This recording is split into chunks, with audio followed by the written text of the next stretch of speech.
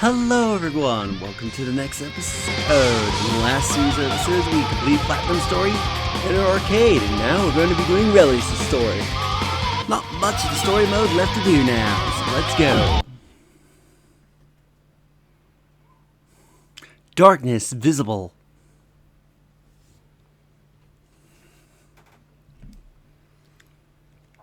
The midnight breeze grazes the man's cheeks ever so slightly, and he opens his eyes. This is... The man laid upon his back and gaps up at the sky, his head throbbing. His limbs feel strange to him, as they may not be there. His addicted control of his body, or so it appears. The man is here and not here. He lets the paradox wash over him. His groggy brain struggles to summarize his condition. It is as though he doesn't have a firm grasp on his own existence. His memory is no less hazy than his sense of motor control. Where is he? Or when? Or who? He had answers to none of these questions. Let's disrobe this mystery one layer at a time. I am Relius Clover. The requisition of his name is a minor cope. Relius lifts his head, scans the area, ignoring the pain in his skull as well as he can. He looks around for anything that might clue him into where he is. I'm doing it out of order. First, I must ascertain what I was doing and how I got here. His memories slowly return to him. It was slow, difficult work, like staring into a puddle of oil, trying to separate the colors from one another. Yes, that's right. Ayatsuki Shuichiro and I were trying to affect events beyond the gates of Sheol. And then what? Black. Darkness. Consuming me. And then... No matter how feverishly he concentrates, Relius can't remember what happened after that. He recognizes that it can't, and is a misdemeanor. The information exists somewhere inside his mind, remembering it is possible. But he can't keep up with this sheer number of memories speeding down the slopes of his consciousness like an avalanche of data. There's more information in Relius Clover's head than any free man could hope to process in a lifetime. Now this is interesting. Relius began to smile in spite of his present dilemma, or perhaps because of it. He never experienced anything like this. It's exhilarating, even fun. He stands within his mind, barely buried in a sea of fragmented facts. He pieces them together, bit by tiny bit. He never done it before. It shouldn't even be possible. But Relius cobbles his vast storehouse of knowledge back together, as though he was born for such a task. So that's how... I see. Relius smiles with each new aspect of the mystery he untangles. He's still not sure how much time has passed since he's last cleared memory. Suddenly, he realizes an abnormality of his current state. Well, no wonder I couldn't rouse myself. I am a fractured being at present. He sets that fact aside for future consultation and turns his attention to much more intermediate issues, that of his eyesight. His eyes seem to be in fine physical shape, but he's having trouble seeing. Everything's pouring in as raw visual stimuli. Information stampering across his optic nerves without benefit of context. Something is indeed amiss in his brain. Wonder what exactly has transpired here. Relius whispers to himself in a calm, even tone, as though reviewing a lab report. Hey, buddy. Long time no see. Still on the back Relius hears a voice from outside his field of vision.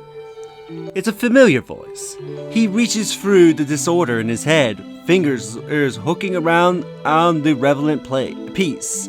The man who had just spoke is... Yuki Terumi. But what do you mean by long time no see? Were we not peering into the cauldron only moments ago? Terumi uses an old cliche, seems at odds with Relius' tenderest grasp of the situation. The cauldron, huh? Did I say something amusing? Amusing? It's a freaking laugh riot, pal. No, something is wrong. We're not working with accurate data. Terumi, where are we? You know, I'll be straight with you. I'm a little iffy on that one myself. Another question then. When are we? Ooh, this one I know. The year of our Lord 2179, give or take. I see.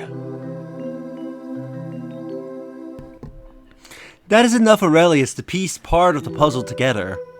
His last memory occurred in 2099. This means about 80 years worth of experimental data is out of order. His interpretation of it is invalid.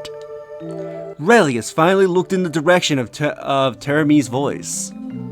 What he sees is not at all what he had been expecting. Instead of a man, Relius' gaze falls on a murky silhouette. Pardon my saying it, Terumi, but you're not what I was expecting. I suppose it would be folly to ask for a hand up in your current state,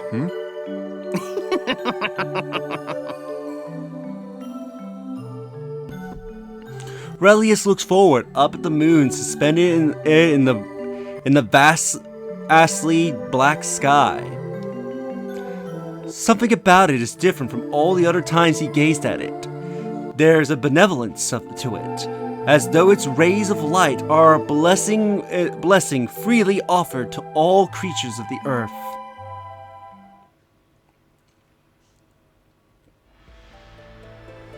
That was a memory from 20 years ago. Relius finds himself muttering the words before he realizes he's awake. There's a quick tapping on the outside of his office door. Before Relius can respond, the visitor had slipped into the room. Sorry to keep you waiting, Colonel Clover. Hazama, it's you. I usually am. Why? Is something the matter? No, I was just organizing some information. You know, the rest of us just call it sleeping on the job. That said, you're smarter than the average bear, so I guess your brain needs to recharge more frequently. If I don't contextualize the contents of my head, I'd be left with chaos. And speaking of sleep, you seem as though you could use a bit more of it. Your face looks so drowsy. Only because you manufactured it thus, chum. Anyway, how are the preparations coming along? The tablet's already been set in place at the altar, snug as a bug. And the cocoon? What of it? Not even a hitch. Even found a nice shiny Praetorian guard to act as the catalyst. I've lined up some great souls. Seriously, some real beauts. I see. Relius is far too smart to believe every single word that falls from Hazama's lips. He nods at the relevant moments, but his mind is already drifting off to other crimes. The cocoon is his primary interest. All else is mere detail. I still can't believe that number 12 inherited the Azure. It almost beggars belief. You mean Noelle Vermillion? You know, she's got chops in her own little way. I mean, you saw the distortion from where she was born, yeah? Not too shabby. Hazama, did you know about this? Of course not. How could I? Hazama deflects the question with a smug, his serpent grin never wavering. Shit, I thought she was gonna evaporate again. No matter. Look at you with your jaded replies. I know you're suspecting something, right? I don't suspect anything. But I don't expect anything either. Hedging your bets? Fair enough. Guess there's no point in having you tag along then, since you think we're doomed to abject failure and all. Don't put words in my mouth. Whatever emerges, I want to see it with my own eyes. Okay. Suit yourself. Captain Hazama, we're ready for your departure. If you'll follow me to Gate 3, sir. You heard the woman. Shall we, Colonel?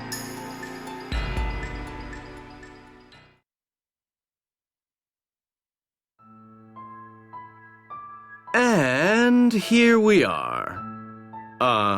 Relius? Relius steps off the ship and immediately peers in the direction opposite to that at in which Hazama has started to walk. Something the matter? I spotted something interesting as we flew in. I'm taking a quick detour to the business district. Alone? Suit yourself. Just make sure you're not late to the main event, all right? I'll take that silence to mean, oh yes, Hazama, heck, I'll even be early.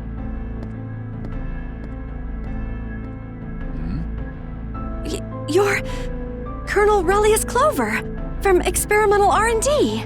What are you doing here? And you're the little Yoyoi, Fraulein, if I'm not mistaken.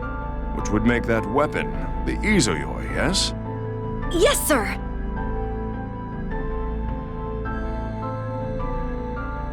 Relius looks over her, taking in the ensemble, the uniform, the shield, and especially the Izoyoi, the legendary sealed Ars Magus that has been a treasured heirloom of her family for generations. Very interesting. Very interesting indeed. Quite the artifact you wear at your side. Thank you very much. This strange feeling. It's like he's staring through me. Or inside of me. A pleasure running into you, but I'm afraid I'm in a bit of a hurry. If you'll excuse me, miss. Yes, of course, sir.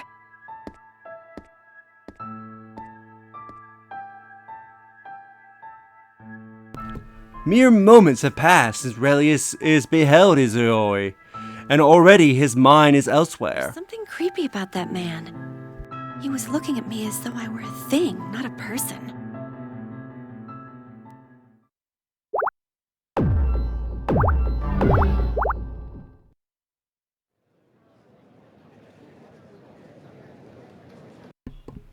Relius makes his way to the business district, amid the lower levels of Kagutsuchi. The objective of which he's looking should be nearby, but it's nowhere in sight. So we got a choice. I could have sworn it was right around here. Maybe if I go a bit further this way. I believe we want to pick, I could have sworn it was right around here. The Seether. It's rather dense in this area. His brain is playing host to more incoming data than usual, and having sorted out the wheat from the chaff is a waste of his cognitive abilities. Relius recognizes this flaw, but he can do nothing about it. He is a man who's seen and experimented much in his lifetime. Having too much to think about is a problem hardly worth raising an eyebrow over. As his eyes skim the area, a particular building catches Relius' attention. And voila.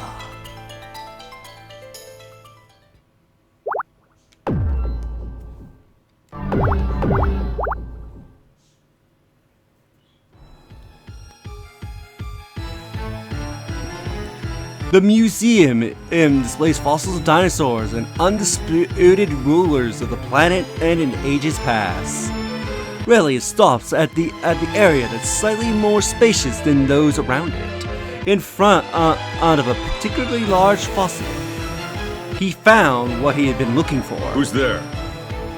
You're an imitation phenomena weapon, yes? Kokonoe's fingerprints are all over you. And you're the Beastkin. Makoto Nania, is it? You're... Damn it.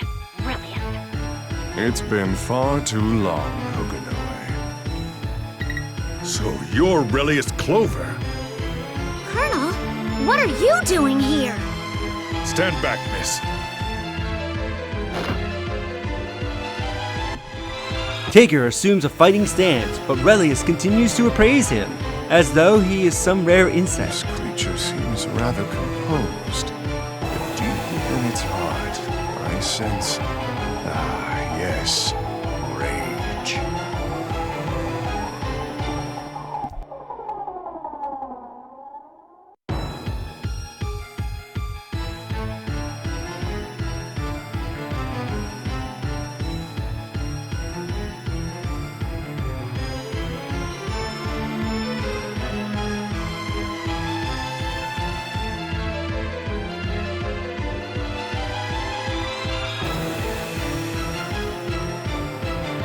Stand down, Tager.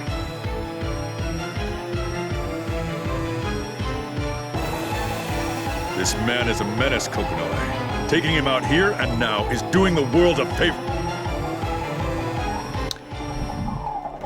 I don't know if my mic was still muted during some of those segments. So you might need to read a bit. He's too dangerous. Just get the hell out of there. Now! Don't make me say it again. Roger. Disengaging. If you think I'm letting you waltz on home, you're very much mistaken.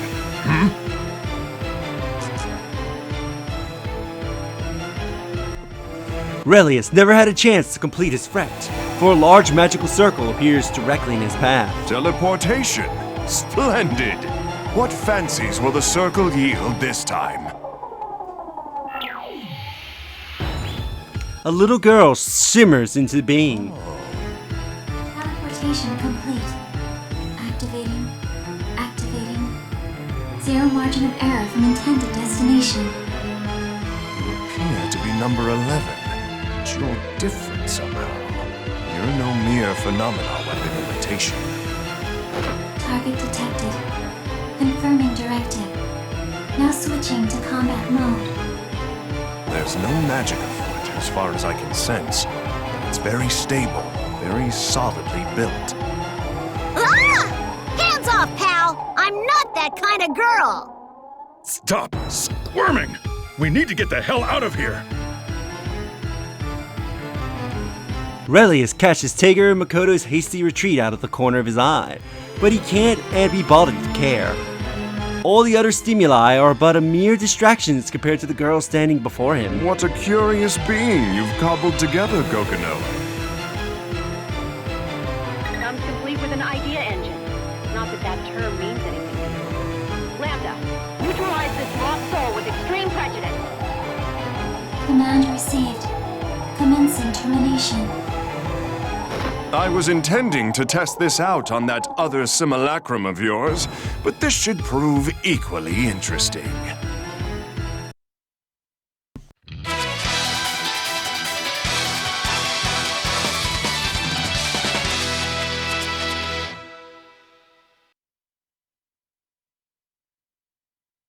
The will fate is turning. Rebel 1. Action! Counter! Splendid. Counter!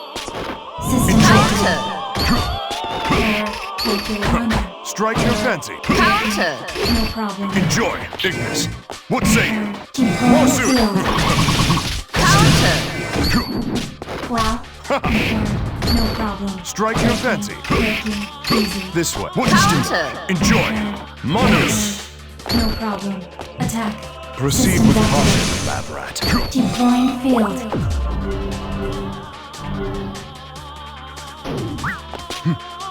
Attack. Ignis. Lux Tower. Fatal! Exustio. Distortion finish! Was my mic muted that entire fight?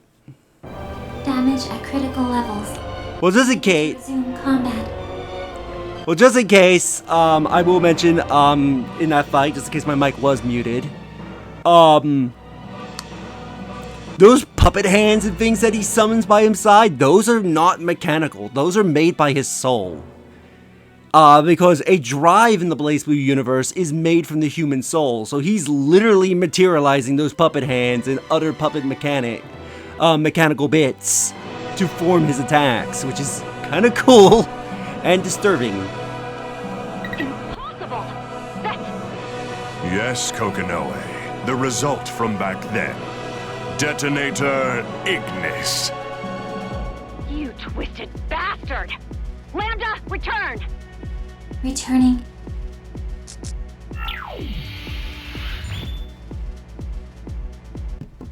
The magic circle appears once again, a visible warping of time and space.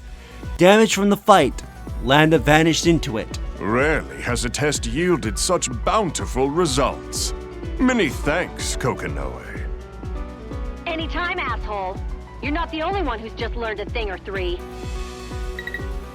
So, we're no longer operating in Izuyoi's shadow then. Colonel Relius, where are you right now? I thought I still had some time left, Hazama. Is that not the case? You've got plenty. I was actually just calling to see if you could run a little errand for me, provided you're still down in the lower levels.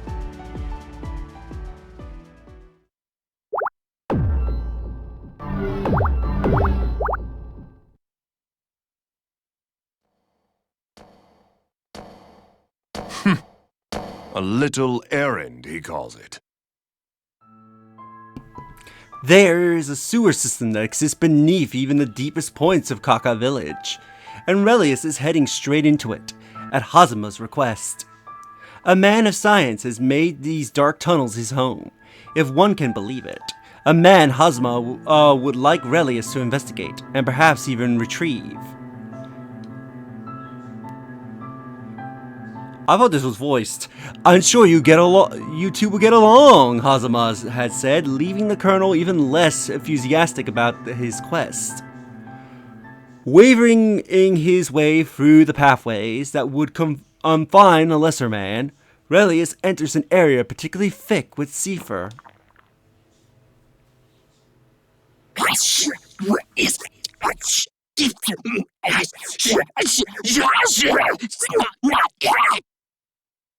Is this abomination my target? I've seen before somewhere. Seen crazy one puppeteer. This ooze deems me crazy. You're one of Kokonoe's assistants, I take it.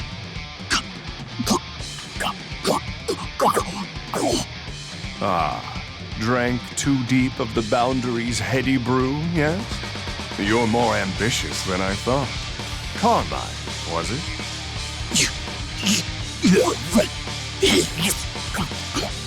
You remember me. Given how prodigious an effort that must require, I'm flattered. You are doubtlessly the one I'm after. You're nothing but a fool who lost his sense of self by getting too close to the boundary. I'm disappointed, Hazama.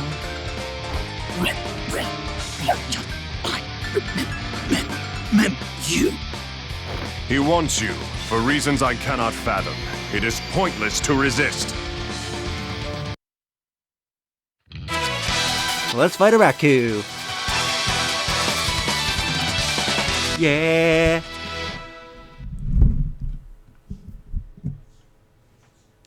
The will of fate is turning. Rebel 1. Action. Counter. What's it? Ow. Counter. Ava Dare. Beat him up. Counter. Ava Dare. Cesaria. Enjoy. Monos. Some back a little bit. Counter. Counter. Stop countering me!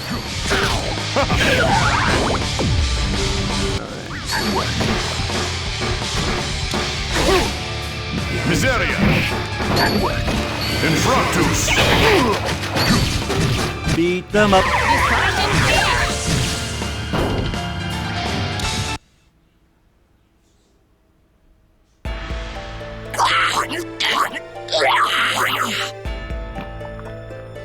Phantom.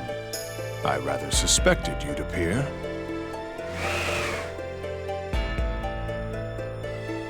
I would love to go spelunking through this thing's soul, but I suppose we shouldn't keep Hazama waiting.